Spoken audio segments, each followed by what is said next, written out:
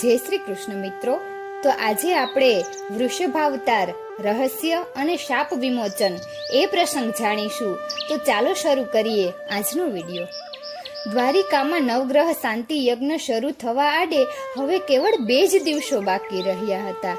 કેવળ રાજમહેલના ભવનોમાં વસતા શ્રી કૃષ્ણના સ્વજન પરિવારમાં જ નહીં, સમસ્ત દ્વારકાપુરીના પ્રજાજનોમાં આ ધાર્મિક ઉત્સવે આનંદ અને ઉલ્લાસનું અનોખું વાતાવરણ સર્જ્યું હતું. લાંબા સમય પછી ઉત્સવ વિહોણી થઈ ગયેલી યાદવ પ્રજા હવે આ નિમિત્તે એકબીજાને વારંવાર હળવા મળવાનું થતાં અભિનવ આંતરિક એકતા અનુભવી રહી હતી. રાજ્યના કામે દૂર દૂર ગયેલા યાદવ સરદારો અને સેવાનાયકો પણ યજ્ઞના સમાચાર મળતા મારતે ઘોડે રાજધાનીમાં આવી રહ્યા હતા. આ આમંત્રિતો અને યાત્રિકોના ટોળે ટોળા દ્વારિકામાં આવવા માંડ્યા હતા. રાજ્યના તમામ વિશ્રામ ગૃહો અને અતિથિ ગૃહો ખુલ્લા મૂકી દેવામાં આવ્યા હતા. સારસ્વતો, વેદપાઠી બ્રાહ્મણો અને ક્ષત્રિયોની ખાસ આગતા સ્વાગતા થઈ રહી હતી અને સમુદ્ર નારાયણના મંદિરની 4 ધર્મશાળાઓમાં એમના નિવાસની પૂર્ણ વ્યવસ્થા થઈ ચૂકી હતી. રથો લઈને ખાસ તેડવા ગયેલા સારથીઓ આદર સત્કાર સહ સંતો, ભક્તોને અને સાધુ મહાત્માઓને સીધા રાજમહાલયની સંત શિબિરમાં ઉતારતા હતા અને એમના આગમનની જાણ દેવર્ષિ નારદજીને અને રાજપુરોહિતજીને કરતા હતા. હવે જે આવવાના બાકી હતા તે સૌ પણ આવતીકાલ સાંજ સુધીમાં તો આવી જ જશે એમ લાગતા યજ્ઞશાળાનું ભોજન ગૃહ 2 દિવસ પૂર્વે શરૂ કરી દેવામાં આવ્યું હતું. આ વિશિષ્ટ યજ્ઞોત્સવનો સવિશેષ આનંદ તાત શ્રી વસુદેવજીને થઈ રહ્યો હતો અને એમાંય વળી ગઈકાલે જમાઈરાજ અર્જુનનું આગમન થયા પછી તો એમના આનંદની કોઈ અવધિ રહી ન હતી. પુત્રી સુભદ્રાને એમણે ખાસ સૂચના આપી રાખી હતી કે દિવસમાં 1-2 વાર તો ગમે તેમ કરીને પણ મને અર્જુન સાથે નિરાતે વાતો કરવાનો મોકો આપજે. કુંતા માતાના ભાઈના નાતે વસુદેવજી અર્જુનના મામા પણ થયા હતા અને સસરા પણ. પોતાની બહેનના પરાક્રમી પુત્રો, ખાસ કરીને યુધિષ્ઠિર, ભીમ અને અર્જુનની પરાક્રમ ગાથાઓ સાંભળવામાં એમને અત્યંત આનંદ આવતો હતો. દિવ્ય શાસ્ત્રોની પ્રાપ્તિ માટે જમાઈરાજ સદેહે સ્વર્ગમાં ગયેલા અને ત્યાં જે કંઈ બનેલું તે તો એમણે ગઈકાલ રાત્રે સ્વયં અર્જુન મુખે સાંભળ્યું હતું. હજી તો એમણે ઘણું પૂછવું હતું અને જાણવું હતું, ખાસ કરીને કુરુક્ષેત્રના યુદ્ધ વિશે અને શાશ્વત શાંતિ મહાયજ્ઞ વિશે. તેથી આજે બપોરે ભોજનાલયમાં જ જ્યારે જાણવા મળ્યું કે જમ્યા બાદ હવે અર્જુનને આજે બીજે ક્યાંય જવાનું નથી, તેઓ તાતશ્રીના મહેલે જ રોકાવાના છે, ત્યારે વાલસોઈ દીકરી સુભદ્રાએ પોતાના વૃદ્ધ પિતાશ્રીની અંતરેચ્છા પરિપૂર્ણ કરવા કૌંતેયની વિશ્રામ વ્યવસ્થા તાતશ્રીના કક્ષમાં જ કરાવી દીધી.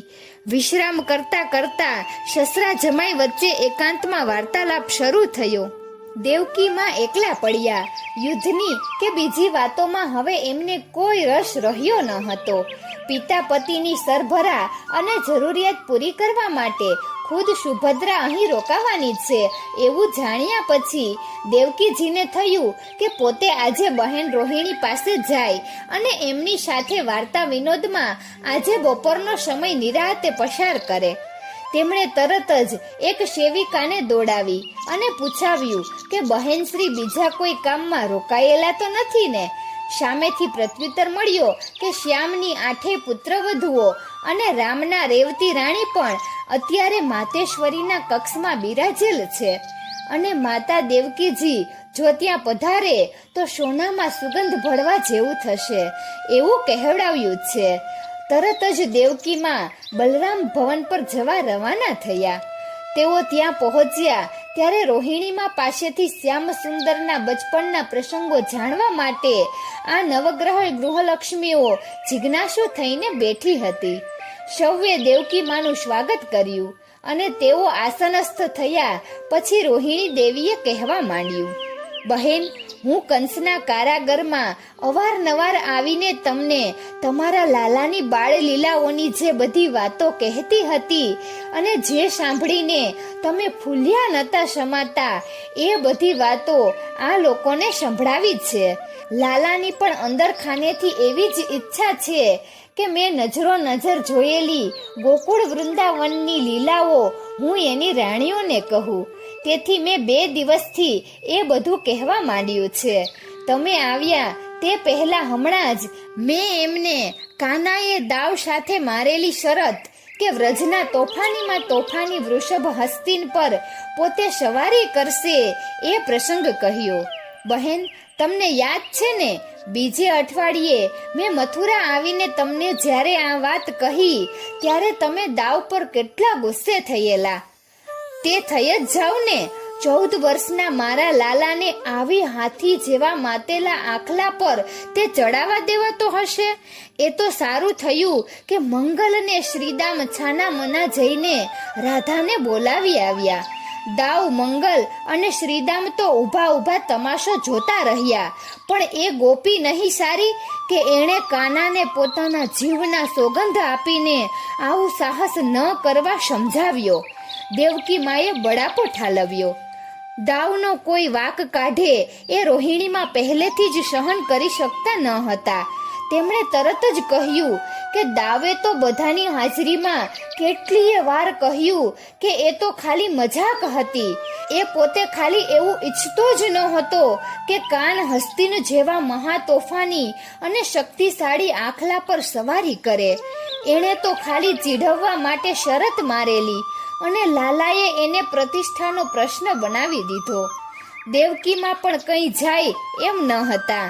કાનુડાનું ઉપરાણું લેવાની એક પણ તક એક જનેતા તરીકે એમને એના બાળપણમાં ભલે પ્રાપ્ત ન થઈ, પરંતુ અત્યારે પોતાની પુત્રવધુઓની હાજરીમાં એ પોતાના લાડકવાયાનું જરા પણ નીચું શું કામ પડવા દે? એમણે તરત જ વળતો ઉત્તર આપ્યો. જેણે પૂતના જેવી રાક્ષસીને, તૃણાવર્ત જેવા કંઈક રાક્ષસોને અને ઝેરી કાલિય નાગને છઠ્ઠીનું ધાવણ યાદ કરાવી દીધું હોય એવો મારો લાલો આવા આખલા પર સવારી નહીં કરી શકે એવું દાવે માની લીધું. એનો અર્થ જ એ થયો કે એને પોતાના ભાઈની શક્તિ પર વિશ્વાસ ન હતો. પછી કાન આ વાતને પ્રતિષ્ઠાનો પ્રશ્ન ન બનાવે તો એની આબરૂ જ જાય ને. બંને વૃદ્ધા સાસુમાં વચ્ચે થઈ રહેલી આ વાત્સલ્ય સભર ટપાટપી સાંભળીને એ એક પુત્ર વધુઓ માટે અણમોલ લાવો હતો. કેમ કે જિંદગીમાં ક્યારેય પણ એમણે આ રીતે રામ અને શ્યામની માતાઓને બોલતી સાંભળી જ ન હતી. બીજી બધી રાણીઓ તો ખૂબ સામાન્યમાં રહેનારી હતી એટલે માત્ર સાંભળી જ રહી, પરંતુ પટરાણી રૂકમણી તો સૌથી મોટા અને માનીતા હતા. તેથી તેમણે આ બંનેનો વાત્સલ્ય પ્રવાહ વહેતો રાખવા વચ્ચે વિવેકથી માથું માર્યું. ક્ષમા કરજો માતૃશ્રી, પણ રાધાએ પ્રાણ ત્યાગ કરવાની ધમકી આપી, ગુસ્સો કર્યો અને છેવટે જીદ કરી કે તમને એકલાને તો હું આખલા પર સવારી નહીં જ કરવા દઉં. તમે જો મરવાનો નિશ્ચય કર્યો હશે તો હું પણ તમારી સાથે જ મરીશ. તમે મને સાથે લઈને જ હવે તો વૃષભ પર સવારી કરી શકશો, એ વિના તો હરગીજ નહીં. એવું જે આપણે હમણાં કહ્યું, તો શું રાધાને સાથે લઈને આવું ગાંડું સાહસ એમણે કર્યું તેની પાછળ કોઈ બીજું દૈવી રહસ્ય નહીં હોય? કોઈ બીજાએ આવું પૂછ્યું હોત તો કદાચ એનો જવાબ કંઈક જુદો જ અપાયો હોત, પરંતુ આવો પ્રશ્ન પૂછનાર રાણી રૂકમણી હકીકતમાં કોણ હતા તે બંને સાસુમાં સારી રીતે જાણતા જ હતા.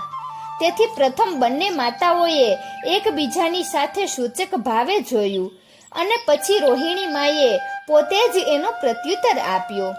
દીકરી, બાળપણથી જ આજ દિન સુધીમાં જેણે એક પણ લીલા કોઈને કોઈ હેતુ વિના કરી નથી, એ શ્યામ સુંદરે તોફાની આખલા પર રાધા સાથે સવારી કરવાનું જે જોખમ ખેડ્યું તે માત્ર એની કોઈ રમત કે ગાંડું સાહસ ન હતું. વળી તમે સૌ તે હવે પણ જાણો છો કે કે એ નટખટે સ્વયં તો કદી કોઈને પોતાની કોઈ પણ કૃષ્ણ લીલાનું રહસ્ય કહ્યું જ નથી. પાછળથી કોઈને કોઈ સંત મહાત્માએ કે જ્ઞાની મુનિએ એની લીલાની ગૂઢતા પ્રગટ કરી છે. પરંતુ આ એક જ વ્રજ લીલા એવી છે જે કરવા પાછળનું કારણ લાલાએ સ્વમુખે મને ને ઉદ્ધવને ખાનગીમાં કહ્યું છે. વર્ષો પછી આજે આ વાત નીકળી છે અને તમે જ્યારે આ લીલા પાછળનું રહસ્ય પૂછ્યું છે ત્યારે મને લાગે છે કે આની પાછળ પણ કોઈ ઈશ્વરી સંકેત હશે જ.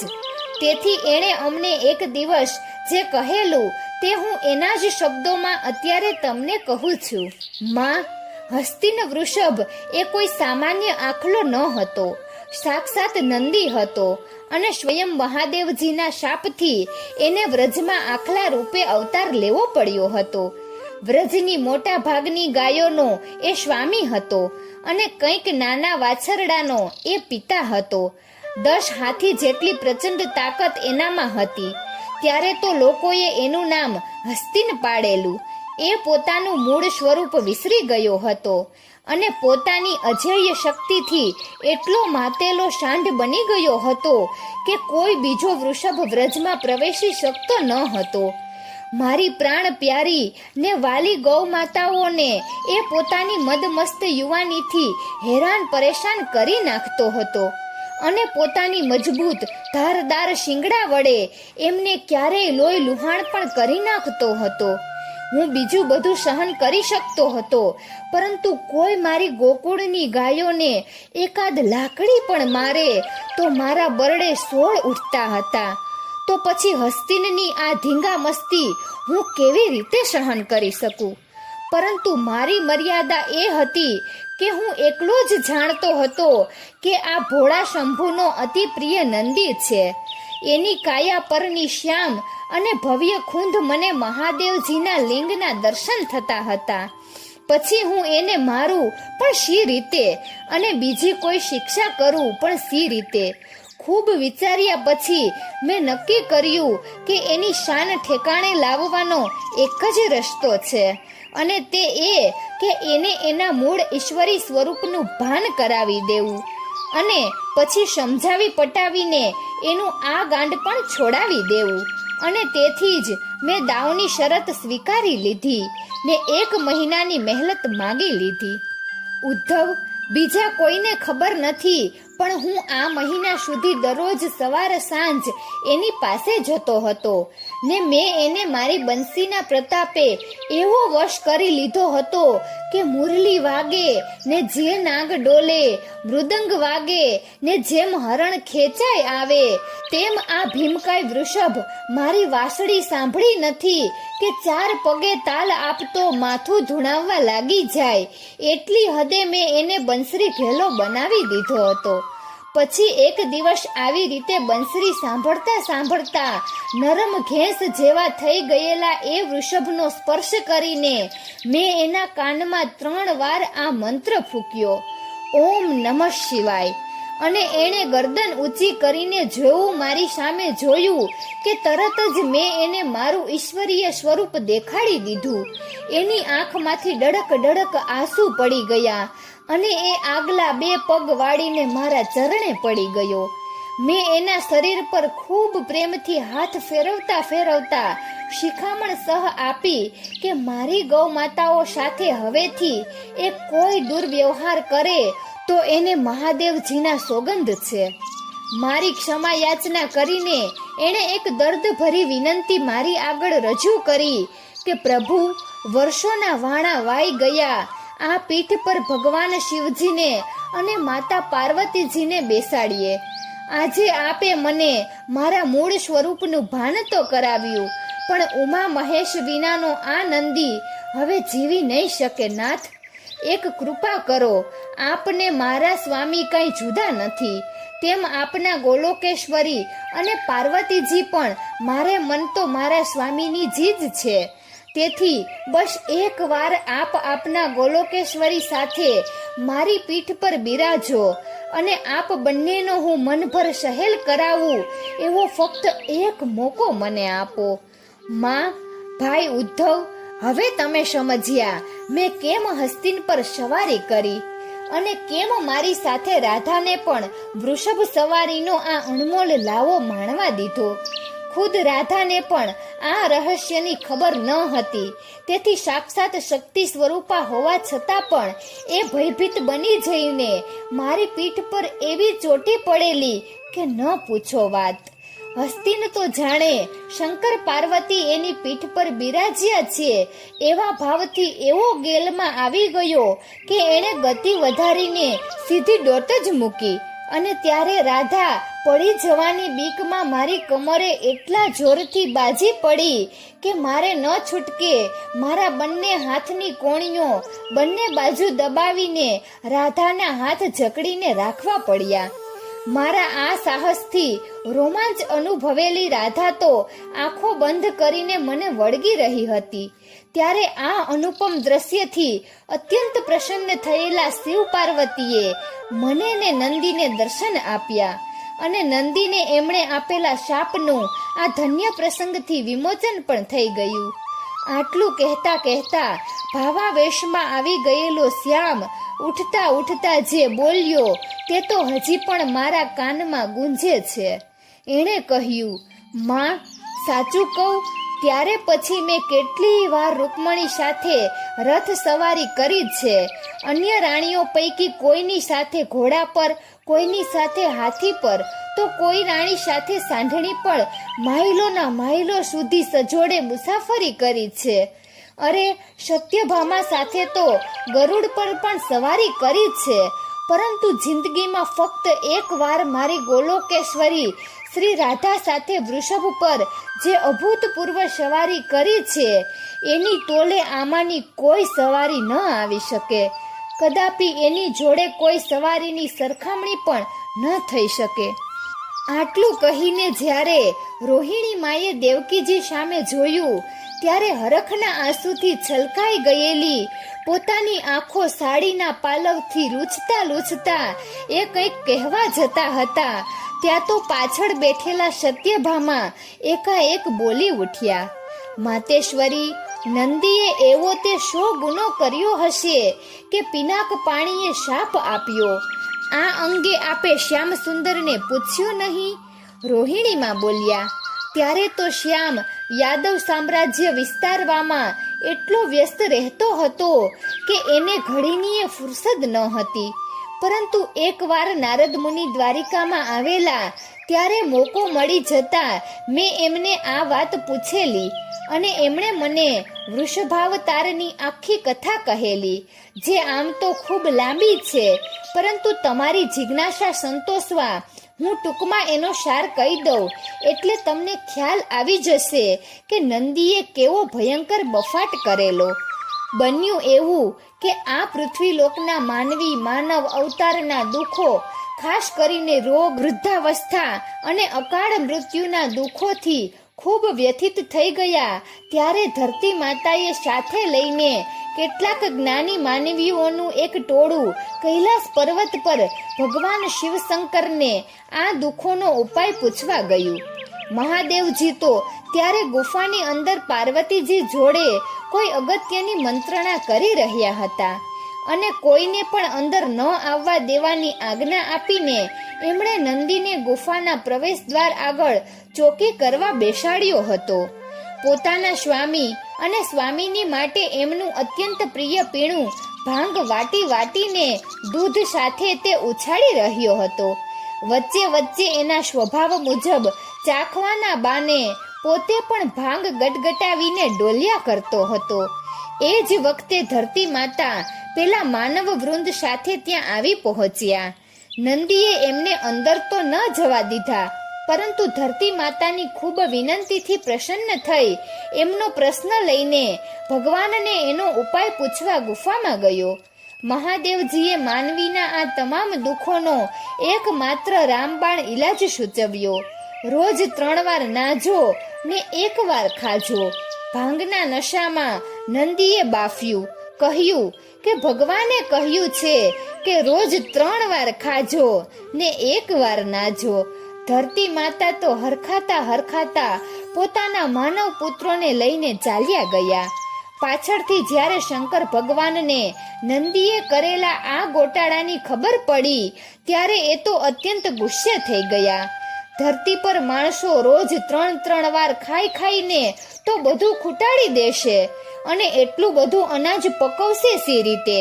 એમણે નંદીને શાપ આપ્યો કે તું વૃષભ થઈને દ્વાપર યુગમાં ગાયોની ઓલાદ સુધારવાને ખડતલ બળદો પેદા કરવા વ્રજમાં જન્મ લે છે, જેથી ત્યાર પછી આવનારા કળિયુગમાં ધરતી પર જ્યારે અબજો માણસોની વસ્તી ઉભરાશે ત્યારે તારા પેદા કરેલા બળદોના વંશજો માનવીને ખેતી કરવામાં મદદ કરશે. નંદીએ ઘણો પસ્તાવો કર્યો અને માતા પાર્વતીજીને રીઝવીને આ શાપનું વિમોચન ક્યારે થશે એ પ્રભુને પૂછી લેવા વિનંતી કરી. કેમ કે મહાદેવજીનો ગુસ્સો જોયા પછી નંદી તો એવો ફફડી ગયો હતો કે મહાદેવજીને મોં પણ બતાવી નહોતો શકતો. પાર્વતીજીની પ્રાર્થનાથી મહાદેવજીએ શાપ વિમોચનનો યોગ બતાવ્યો કે દ્વાપર યુગમાં ભગવાન શ્રી કૃષ્ણ વિષ્ણુના 20મા અવતાર સ્વરૂપે જન્મ લેશે અને ગોલોકેશ્વરી શ્રી રાધા સાથે વૃંદાવનમાં રહેતા હશે. ત્યારે આપણે બે જેમ એના પર સવારી કરીએ છીએ તેમ જો એ શ્રી કૃષ્ણ શ્રી રાધાને પોતાની પીઠ પર વૃષભ સવારી કરાવવા ભાગ્યશાળી બનશે તો શાપ મુક્ત થશે. વૃષભાવતારની કથા સંક્ષેપમાં કહી દીધા બાદ રોહિણીમાં ઊભા થઈને બહેન દેવકીજી પાસે આવ્યા. કેમ કે એ ક્યારનાય વારંવાર આંસુ લૂછ્યા કરતા હતા અને ખૂબ ઉદાસ થઈ ગયા હતા. આ તો વચ્ચે સત્યભામા અજાણતા નંદીના શાપની વાત પૂછી બેઠા એટલે ન છૂટકે એમણે ટૂંકમાં કથા કહી સંભળાવી. બાકી રોહિણી માનો જીવ તો ક્યારનોએ દેવકી પાસે જઈને આંસુ અને ઉદાસીનું કારણ પૂછવા તલપાપડ થઈ ગયો હતો. દેવકીજીની પાસે જઈને એમના બરડે હાથ ફેરવતા રોહિણી દેવી પૂછવા લાગ્યા, બેન તમને શું થાય છે? તમે કેમ ઉદાસ થઈ ગયા? આંખમાં આંસુ કેમ? અમારી કઈ ભૂલ થઈ? દેવકીજી તો 100 મણનો નિશ્વાસ નાખીને બોલ્યા, તમારાથી તો કઈ ભૂલ નથી થઈ બહેન. ભૂલ તો મારાથી થઈ ગઈ છે, જેનું ફળ હું વર્ષોથી ભોગવી રહી છું. કોઈ કંઈ સમજ્યું નહીં. ખુદ રોહિણીમાં પણ વિચારમાં પડી ગયા. પરંતુ તેઓ દેવકીજીને વર્ષોથી ઓળખતા હતા. એમની પાસેથી વાત કેમ કઢાવવી એ કળા કેવળ એમને જ હસ્તગત હતી. તેથી એમણે સૌને મૌન રહેવાનો ઈશારો કરીને દેવકીજીના વાસે પોતાનો પ્રેમાળ હાથ ફેરવવાનું ચાલુ જ રાખ્યું. પરિણામે દેવકીજીના હૈયામાં ભરાયેલો ડૂમો ધીરે ધીરે બહાર નીકળવા માંડ્યો. બહેન, ક્યું સુખ નથી આપ્યું મારા કનૈયાએ એની આ અભાગણી દુખિયારી માને. જન્મ આપીને પહેલી જ રાતે મેં એનો ત્યાગ કર્યો, તોય એણે જાતે આવીને અમને કંસના ત્રાસમાંથી ને કારાવાસમાંથી મુક્ત કર્યા. 11 વર્ષ એ મારાથી દૂર રહ્યો. પછી પણ આ 84 વર્ષમાં 84 ભવ ફેરાના તમામ પાપ ધોવાઈ જાય એટલા પુણ્ય કાર્યો એણે અમારી પાસે કરાવ્યા છે. અને ત્રિલોકમાં કોઈને જનેતાને 3 યુગમાં ન મળ્યું હોય એટલું સુખ આ એક માનવ અવતારમાં એણે મને આપ્યું છે. મારો પડ્યો બોલ એણે ઝીલી લીધો છે અને એના બાપુની તો એક પણ મનોકામના એને અધૂરી નથી રાખી. છેલ્લે એમનું નવગ્રહ શાંતિ યજ્ઞનું સ્વપ્ન પણ એણે સાકાર કરી આપ્યું. એક હું જ એવી અભાગણી માતા છું કે આવો દેવ દુર્લભ દીકરો પામી હોવા છતાં કેવળ એક ઉત્કંઠા, એક માત્ર પુણ્ય કાર્ય કરવાની તૃષ્ણા અધૂરી રહી ગઈ. એ પણ પૂરી થઈ જાત જો પેલી એક ભૂલ ન કરી હોત તો. પણ હવે પસ્તાઈને શું કરવાનું?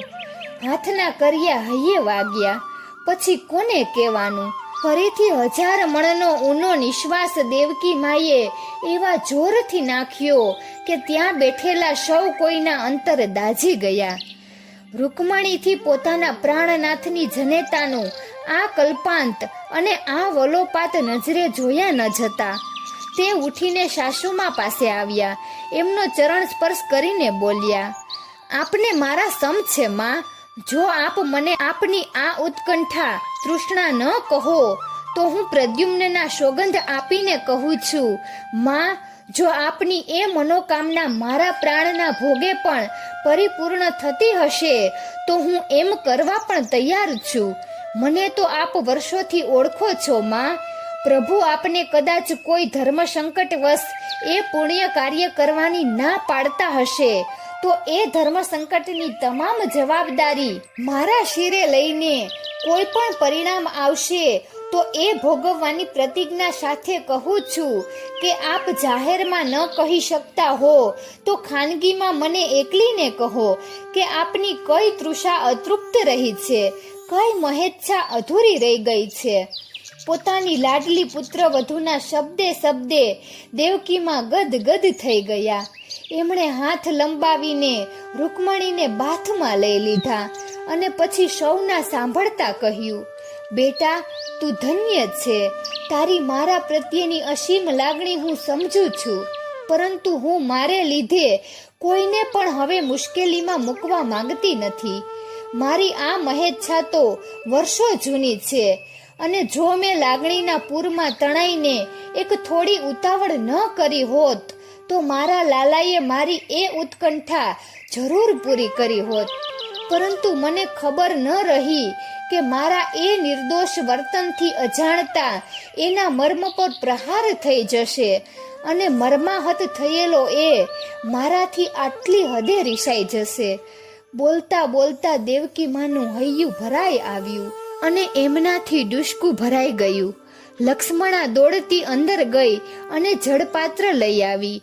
એણે સાસુમાને પાણી પાયું અને બીજા જેમણે પણ પાણી માંગ્યું તેમને સ્વહસ્તે પાત્રો ભરીને આપ્યું, કેમ કે એમાંથી કોઈ પણ નહોતું ઈચ્છતું કે માતૃશ્રીની આ ભાવદશા મહેલની કોઈ સેવિકાને નજરે પડી જાય. પાણી પીને કંઈક સ્વસ્થ થયેલા દેવકીમાં જાણે સ્વગત બોલતા હોય એ રીતે પોતાની વર્ષોથી રૂંધાયેલી હૈયા વરાળ વાણી દ્વારા બહાર કાઢવા લાગ્યા.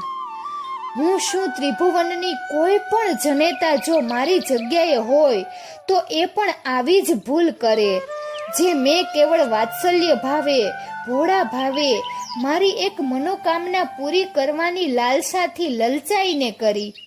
મારી જેવી દુર્ભાગી જનેતા આ નવખંડ ધરતી પર એક તો બતાવો કે જેની કુખે જન્મેલો પુત્ર ખુદ એના પિતાના જ હાથે બીજી જ ક્ષણે ઉપાડી લેવાયો હોય, દૂર મોકલી દેવાયો હોય અને 14-15 વર્ષના વહાણા વાઈ જાય પછી એ પોનોતો પુત્ર એને સહી સલામત પાછો મળે અને એ પણ પાછો કોઈ સાધારણ કે જેવો તેવો દીકરો નહીં.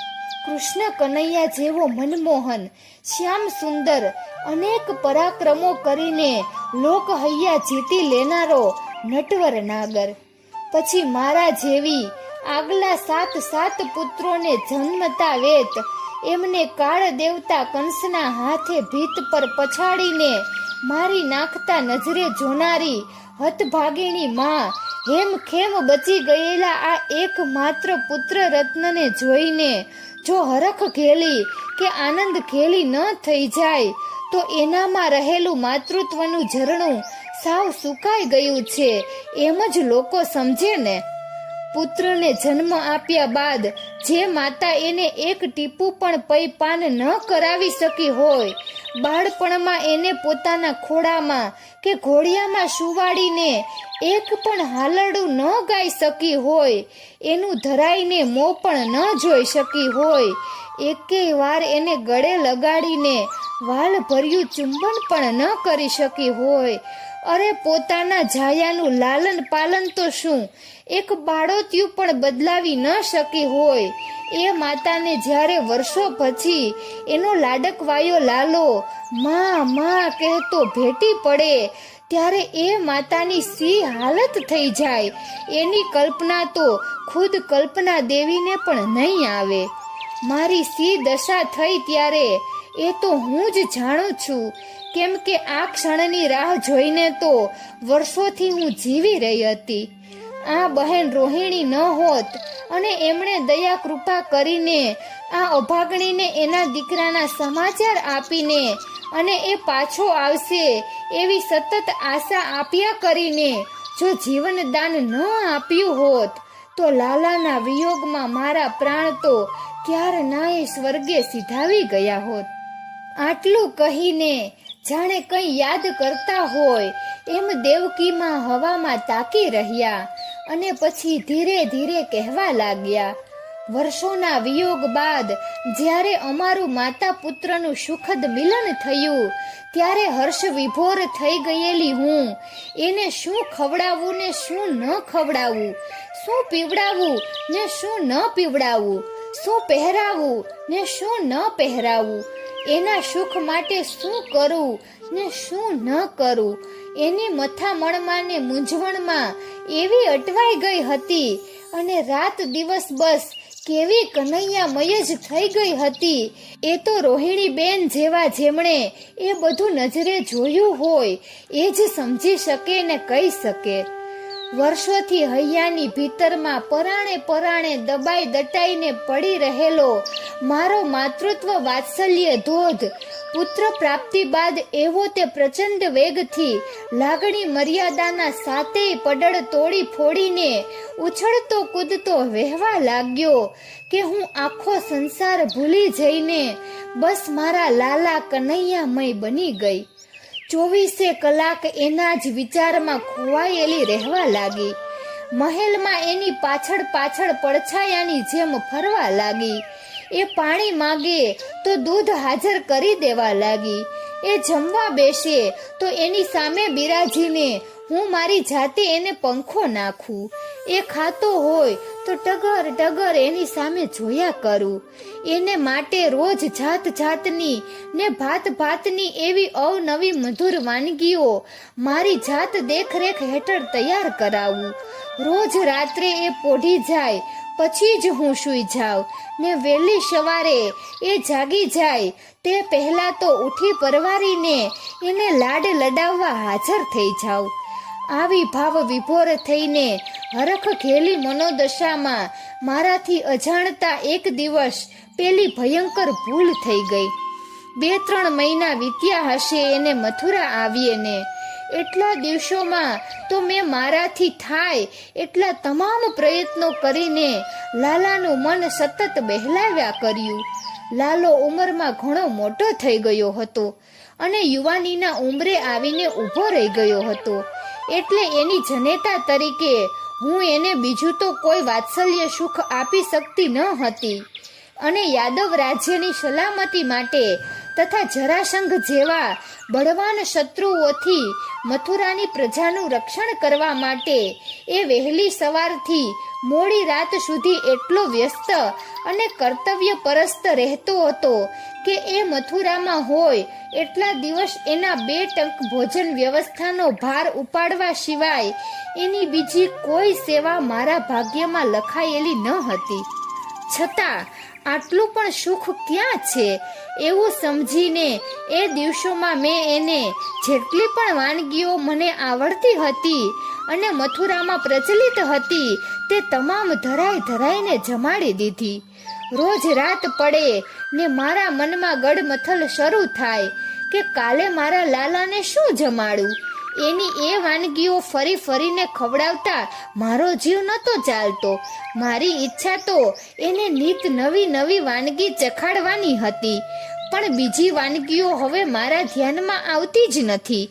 એક રાત્રે મને કોણ જાણે ક્યાંથી કુબુદ્ધિ સૂજી કે આવતીકાલે તો લાલાને એની અત્યંત પ્રિયાતિ પ્રિય અને મધુરાતિ મધુર વાનગી મારી જાતે બનાવીને જમાડું.